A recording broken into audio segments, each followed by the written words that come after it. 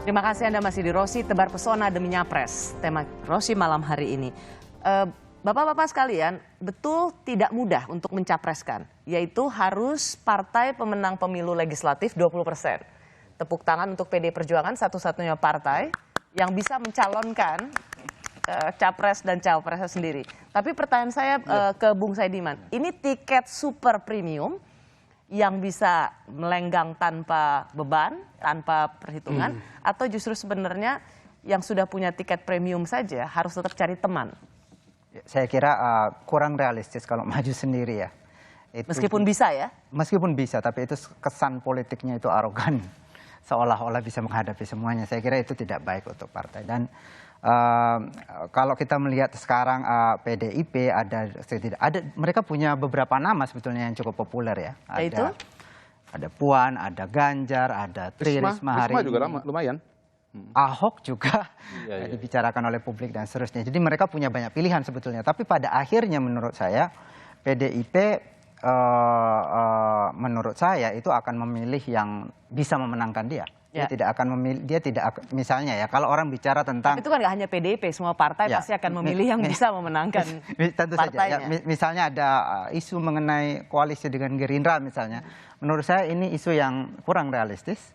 Di satu sisi kalau yang jadi presiden Ibu Puan misalnya, mungkin Prabowo tidak akan rela. Harusnya itu sebenarnya dalam kalkulasi politik sangat realistis. PD Perjuangan adalah pemenang pemilu. Jadi kalau misalnya presidennya adalah dari PD Perjuangan, ya siapapun calon yang dipilih PD Perjuangan, dialah capresnya. Gerindra ya cawapres dong. Perilaku politik massa kita tidak begitu cara logikanya. Yang dipilih oleh massa itu adalah calon presidennya, bukan wakilnya. Kalau Anda mengatakan calon presidennya dari PDIP Mbak Puan?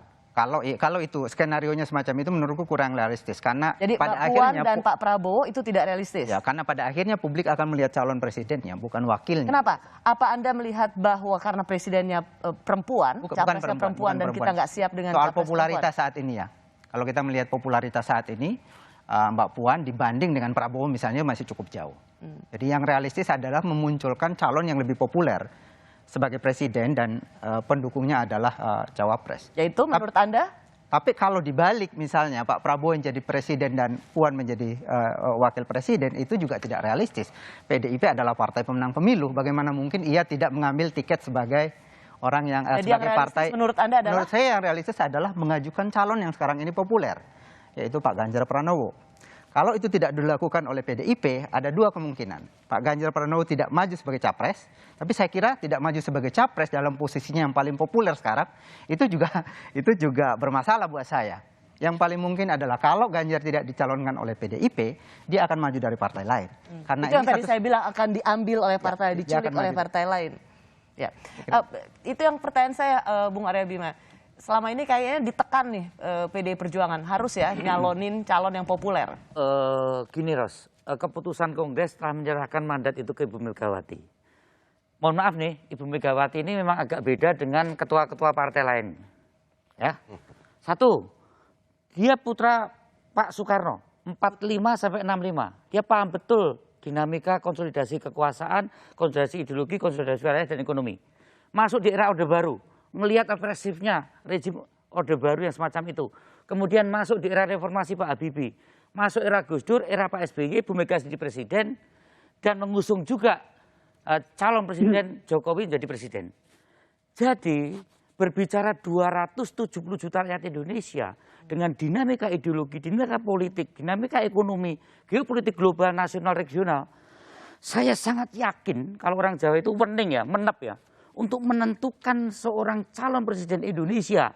Ini bukan, mohon maaf nih, sekedar kangkut dari atau lembaga survei, disurvei terus mana yang paling besar. Iya, itu instrumen untuk melihat sejauh mana elektabilitas dan popularitas.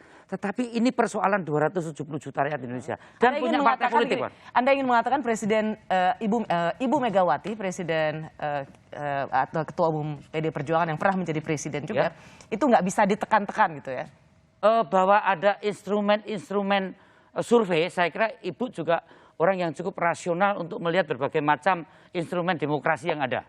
Tapi kalau cara penekanan-penekanan, ini kan bukan ngusung orang Kalau misalnya Sangkut ada dari suara, atau saya diusung, Bung Arya, maaf, tapi ngusung kalau ada ide. suara dari internal PDI Perjuangan yang mengatakan Puan Anies karena Mbak Puan sebagai pemenang pemilu partai PDI Perjuangan dan Anies yang juga elektabilitasnya tinggi, seberapa valid usulan itu? Dinamika dari para kader itu kan diberi ruang yang seluasnya ya oleh Ibu Mega saat jadi kepala daerah, bupati wali kota, gubernur, sampai juga menjadi presiden, sampai juga menjadi menteri.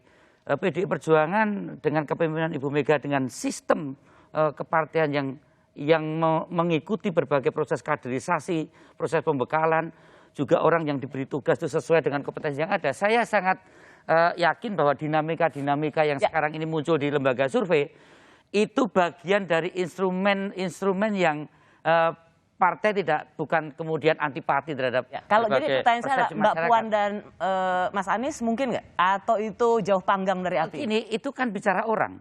Yang terpenting sekarang itu kriteria untuk menyelesaikan persoalan bangsa ini semacam apa? Kriterianya adalah menang, supaya bisa baru menang. bicara orangnya seperti apa. Misalnya begini, Ros. Berapa sih standar minimize ideologi threshold yang harus dimiliki seseorang untuk dicalonkan sebagai presiden Indonesia dari PDI Perjuangan? Ini bukan mengurung orang, ini mengusung ide, gagasan partai dan orang. Jadi menurut saya, mungkin nggak Anies Puan. Kalau saya melihat standar minimize threshold ideologi yang ada, dari track record sekian tahun saya melihat Anies misalnya. Saya tidak mengatakan tidak mungkin, tapi ada cara pandang, bukan hanya soal menang kalah. Tapi cara pandang kalau menang nanti akan jadi apa revisi 210 juta ini. Saya singkat jawab, nggak mungkin kesimpulannya. Memang agak panjang kalau beliau. Ini terlalu menyederhanakan persoalan. Kalau saya bantu menerjemahkan kepada pemirsa. Kalau dipakai audit ideologi, pasangan itu nggak mungkin. Udah, nggak mungkin ya, jadi out. Oke. Kalau misalnya Benar juga dia. dengan 20% partai yang satu partai atau koalisi partai politik bisa mengusung calon presiden, berapa capres yang kita punya? Jadi siapa saja nih formulasi capres-capres yang sekarang saling cari pasangan? PDIP dengan siapa? Gerindra? Jadi begini, memang Prabowo, PDI dan Gerindra ini kan seolah-olah sekarang sangat dekat ya. Tapi tadi sudah dibahas oleh Adinda Saidiman, ini sebetulnya problematik gitu. Karena kalau Puan Prabowo rasanya nggak mungkin Pak Prabowo jadi wakilnya Mbak Puan, apalagi popularitasnya Pak Prabowo lebih tinggi. Personal gitu, ya.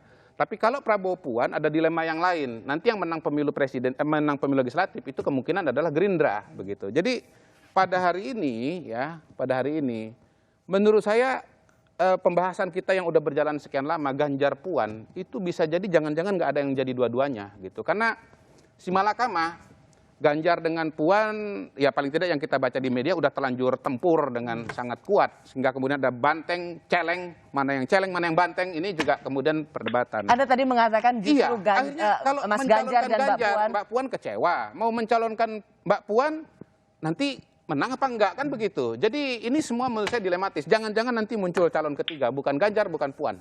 Bung Saidiman? Saya kira memang pertama setidaknya ada 3 lah kelompok yang saya kira potensial untuk maju, yaitu dari PDIP, kemungkinan besar Ganjar, kemudian dari kelompok Prabowo, mungkin di sana bisa menarik PKS, PAN, dan seterusnya, itu Prabowo sebagai capres. Kemudian ada kelompok ketiga sebetulnya yang potensial, yaitu tadi kelompok Golkar, Nasdem, atau mungkin juga Demokrat bergabung ke sana kalau mereka tidak untuk komunikasi dengan oposisi, misalnya kelompok Prabowo. Dan capresnya di kelompok ini bisa jadi Ganjar kalau Ganjar tidak diterima di PDIP sebetulnya. Datang ke sana dan saya kira bukan Golkar yang bisa menerima, tapi Demokrat. Demokrat ini punya karakter yang agak berbeda dengan Golkar dan Nasdem. Nasdem dan Golkar itu kuat. Tapi seingat saya nggak cukup Nasdem dengan Demokrat itu nggak cukup 20%. Ya. Problemnya. Mereka punya karakter yang berbeda ya dengan Demokrat. Mereka partai yang egaliter, cukup egaliter dan kekuatannya pada elit-elit lokal. Tetapi Demokrat dari awal didirikan itu kekuatannya pada tokoh nasional, figur nasional. Dan untuk mengembalikan kejayaan Demokrat menurut saya, mereka butuh figur sepopuler SBY dulu. Dan saya kira Ganjar potensial untuk itu kalau PDIP tidak mencalonkan dia. Oke. Saya ke Bung Bobi dulu untuk Golkar. Kalau misalnya Golkar sesuai dengan hasil Munas Pak Erlangga, apakah itu artinya masih bisa satu perahu dengan PD Perjuangan atau mau lari sendiri? Jadi begini Mbak Rosi, tadi betul semua tadi yang sudah disampaikan bahwa kalau pasangan itu kan bukan hanya soal kursi, tetapi harus ada kesamaan visi juga. Kalau enggak nanti kan gado-gado juga. Nah, kalau ini dulu presiden dari mantan menteri, presiden dari pimpinan daerah, mungkin besok ini adalah kontestan capres itu dari lembaga legislatif lah yang pernah di situ. Jadi kan ada dua tuh. Jadi kan ini baru. Nah, oleh karenanya paling utama adalah kesamaan visi. Karena kalau tidak konsep pembangunan dan juga basis elektoral konstituennya itu juga akan bingung nanti. Kan kita sudah lihat ini baru pertama kalinya ada calon presiden dari kontestan lain bergabung menjadi menteri di bawah Bapak Presiden Jokowi. Ini kan hampir dipuji seluruh dunia. Dan ini belum melihat bagaimana nanti kalau misalkan Mas Kodari nanti mensurvei. Misalkan ada yang satu, dia surveinya tinggi, yaitu satu karena dia masih pakai bajunya, masih punya KTA-nya Mas Arya Bima. Kalau dia tidak punya KTA itu dan dia buka baju itu, apakah masih seperti pilihan itu? Karena dia ngetopnya di daerah stronghold seperti tersebut. Sama juga ada yang tokoh karena dia netral, dia masih belum berpartai. Tetapi kalau dia sudah masuk warna di situ, apakah dia mempunyai kekuatan stronghold di daerah elektoralnya. Jadi variabelnya ini masih sangat tinggi sekali, tapi ada kesamaan. Ya, Bung Bobi, izinkan saya mencoba menerjemahkan apa yang Anda katakan. Misalnya memang mau melamar Mas Ganjar begitu. Mas Ganjar itu kuat karena PDI Perjuangannya. Jangan-jangan kalau diambil oleh Golkar, KTA-nya udah bukan PDI Perjuangan, malah nggak terlalu populer lagi, gitu ya?